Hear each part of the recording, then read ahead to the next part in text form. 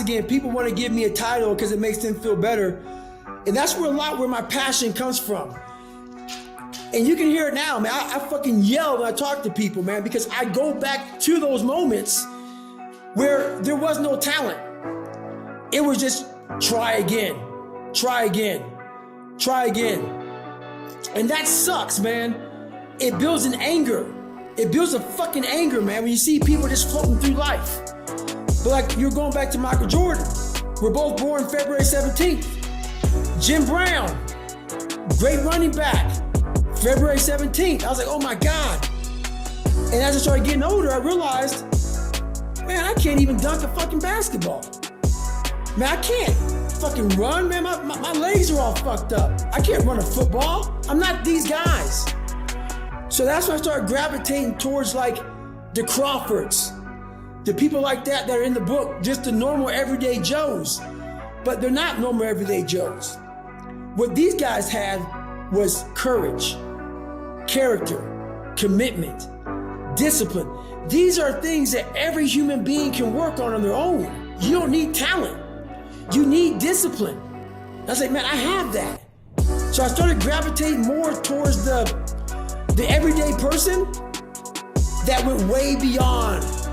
They went to that blue to black line I talk about in the book. That blue to black line where you reach greatness.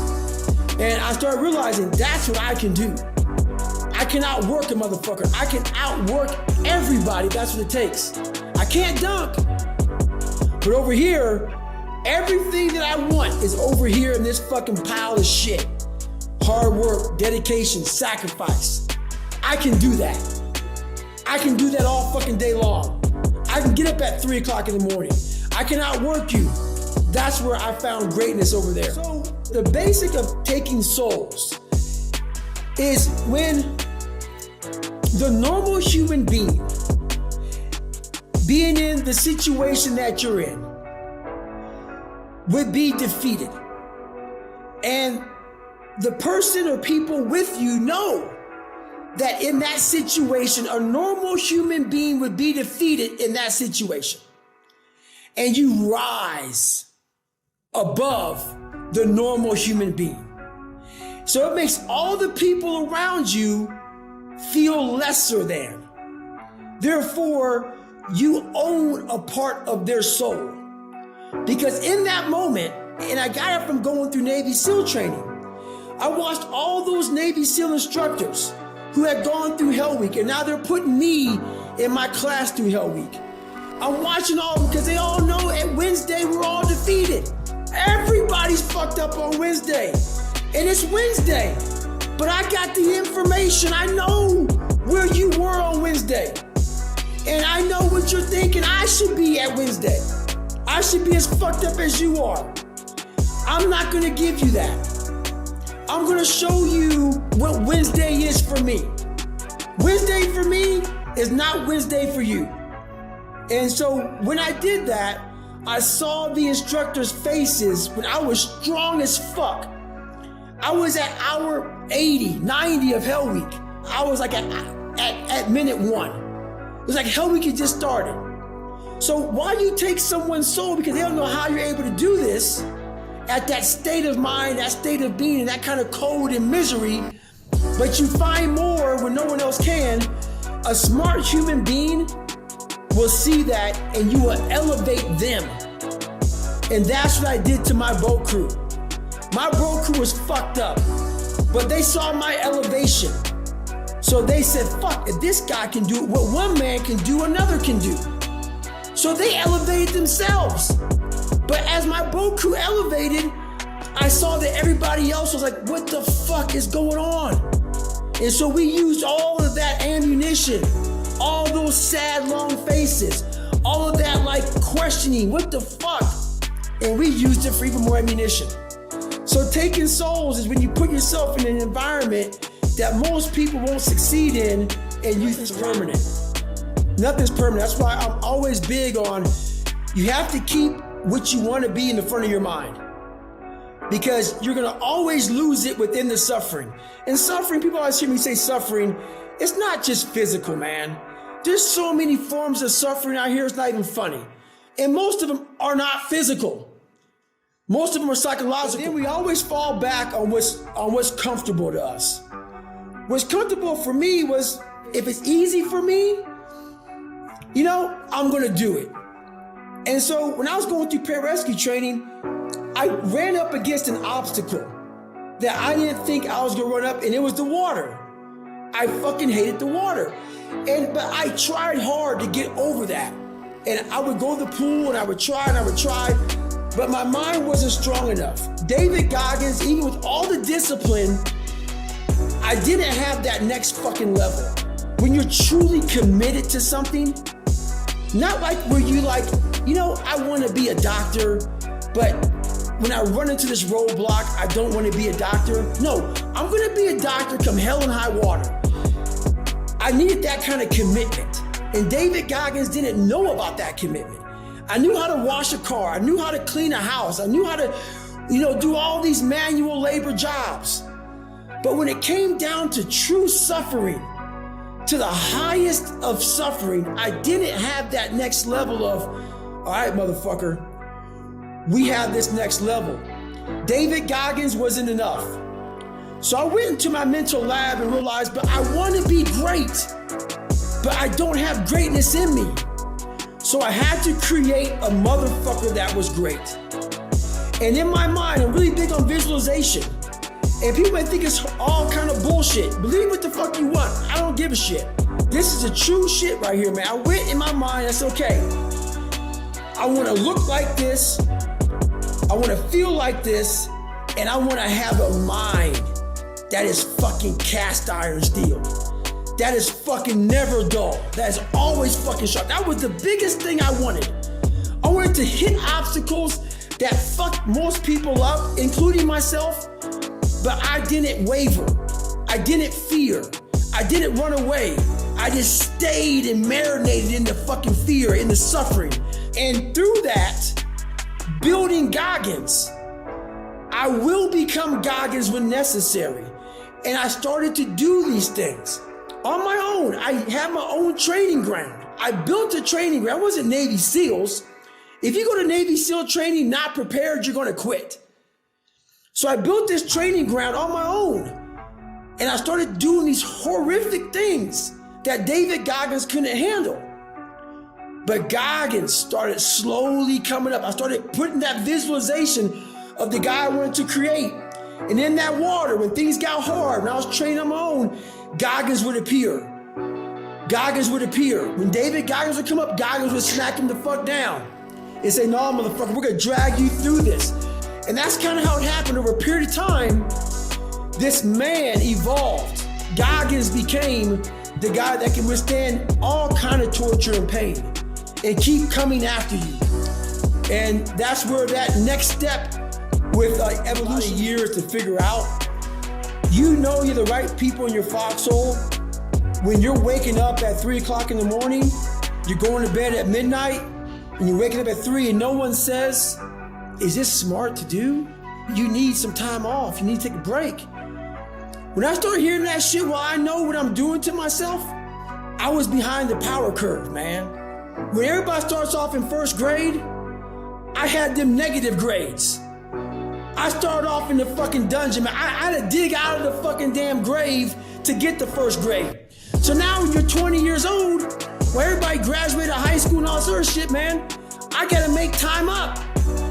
So while people think 24 hours is one day, for me it's 3, 4, 5 days. I gotta make up time. I'm behind. I gotta go to summer school in my mind. When a motherfucker who's with me realizes this motherfucker's gotta go to summer school in his mind, he's gotta make up time. He needs 22 hours of the 24. And they just get it. He's trying to go somewhere. You are the right person for my foxhole. I don't want to hear no shit about resting. I can't rest right now. I don't hear no shit about what I'm doing to myself. I know what I'm doing to myself. Did you see how I came up? I gotta catch up now. And that's what life is about. Sometimes you are raised in a position where you are behind. We have to make that time up. I'm sorry, it may be inhumane. You may be unbalanced. It may not look right to you. I don't give a fuck. It's the situation that life put me in, and I need people to say, when I don't want to get up at 3 in the morning, I need a motherfucker in my life that sees me go to bed at 12 and wakes me up at 3, saying, you need to get this shit done. That's the foxhole. I don't need critiquing. I need pushing. I need pulling. I need anger. I need passion. I need drive. I need them motherfuckers, man, those bad days. I don't need somebody in my ear saying, man, because then that's all a person needs is that. Support can go a lot of ways, man. It can go a lot of ways. I support you in everything you do, and I support you in everything you don't. Hope is bullshit. When I was going through SEAL training, a lot of people hoped that they would pull us from that cold water. Man, hope ain't gonna get you shit because it's not in your hands. Hope is not in your hands. You can't control hope, man. You can't. It's just hopefully this thing happens. But when you get belief, when you start to create belief, and belief isn't like an after-school special. Most people think, oh man, like your mom and dad, you need to believe in yourself. Sesame Street, when I was growing up and shit, you need to believe in yourself. That's not the belief I'm fucking talking about. It's the belief that you harness through hard work and dedication. And it's something that you know what you are capable of because you've gone there several times in those dark times. So my belief, why I kept on going back to Navy SEAL training and going back to all these different things, not because I hoped training would get easier. It's because I believed I could fucking make it. Through the training I put myself through, I just wasn't doing and executing as I should. And I knew that. It was all on me. So then when I put that belief into work and that hard work came to fruition, everything happened for me. I started going through a time in my life where I started becoming more successful. With more success, it became harder for me to be Goggins. So what I started doing was I went back to the old school. Like I said, nothing is learned at the top of a mountain. I had to go back to where David Goggins was fat in his mind. And I said, how did you get to where you are? I became feelingless. And what that means is I'm not saying turn off your feelings towards your family, your wife, your husband. I'm not saying that. Turn your feelings off when it comes down to you wanting to be better. What that means is when that alarm clock goes off, your feelings gotta go away. It's raining outside, it's cold outside, when you don't want to put those long hours in at work, that's what I'm talking about. Your feelings must go away. When you know everybody's gone home to their families, but you want to be the top salesperson in the world, or you want to be the fucking best lawyer in the world, whoever the fuck it is, when everybody leaves to go home and there's only one light on in a building, a 15-story building, and only one office. Every office is fucking dark. There's one office with one light on, and as those motherfuckers go from the club, they look up every day, 2 o'clock in the morning, they see that, and that fucking light's always on. That's the motherfucker right there you gotta be. You can't have feelings about when everybody leaves. Oh man, I wish I was going home to my fucking beautiful family. That is true. But you gotta learn to shut your feelings off if you want to achieve greatness. And greatness is only achieved when your feelings about that kind of shit, and let me say that kind of shit, so for those soft people who may be listening to this, don't put words in my mouth. I'm not talking about your fucking family and all that shit. I'm talking about the grind, the fucking grind. Your feelings have to go away. I'm gonna challenge these people who say, man, that's a little too much. It is, which is why most of my message is for everybody. When it comes down to the uncommon, amongst the uncommon, it is only for 0.0000001%. And these are the people who want to be the uncommon amongst the uncommon. I'm talking about Grover. Michael Jordan is in that category. It's those people who realize what they want, and beyond all things, I'm going to achieve it. So if you don't want to be like me, I get it. But is it so bad that a person has millions of dollars in the bank? Is it so bad that a person has 2 of the top books in the world, top of the list of all time? Is it bad that a person has broke all kind of records? Is it bad that a person's been the Navy SEAL, Army Ranger, gone to Delta Force training, gone to Air Force, smoke jumper? Is that bad? Is that bad that by 47 years old, you're trying to find what to do next? Is that so bad? Because you've done everything in the world because the second you thought about it, you did it? If that's bad, I don't want to see what good is. So why it's bad to most people? Because it looks exhausting, and it is exhausting. And that's why it's bad to most people. Most things that are bad to people is because they can project what the fuck it takes to get there. And as they're fucking projecting that shit, they're like, oh man, dude, you're destroying your life, your health. You have no family, you're unbalanced.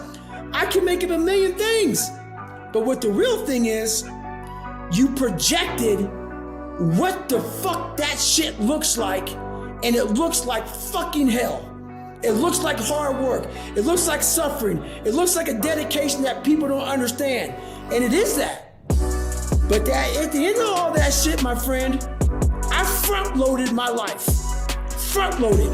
Everything I wanted to do, I did the second I thought about it. Now 47, I am 100% retired, and I still live like I'm not, by choice. Most people don't have a choice. I worked my ass off, and now I have choices. When I went to go speak to you guys, I could have said no like I do to 99% of motherfuckers. I don't need that fucking money. But guess what? It was my choice. Most people have taken that word out of their vocabulary. They get a boss saying, get the fuck up. Come here now. Answer the phone now. Get to these emails now. Everybody goes through that time, but I always knew David Goggins was gonna be his own boss. And I am now. And now I say, go fuck yourself. I ain't doing that. Game changer is all encompassing. People look at, oh my God, this guy's a game changer. No, game changer is a very, very big topic. It has a lot of things shoved into that. You don't just show up and you're a game changer. You don't show up to game changing, man. It's something that you have to harness. Something that you want to be. You have to be that person that has developed a game changer mindset. A person that wants to be the uncommon amongst the uncommon. You are not a game changer. If what I say right now offends you, scares you, makes you like, oh man, I don't know if that's for me. You're not a game changer.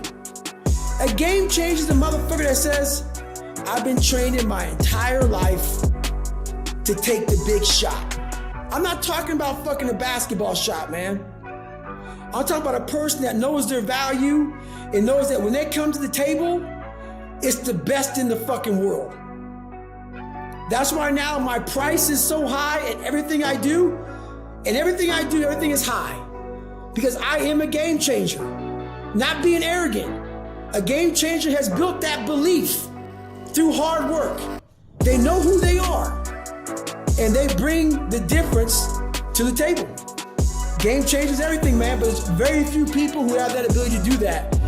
No, a lot of people can do it, but very few people want to put in the discipline, the hard work, and the dedication to become.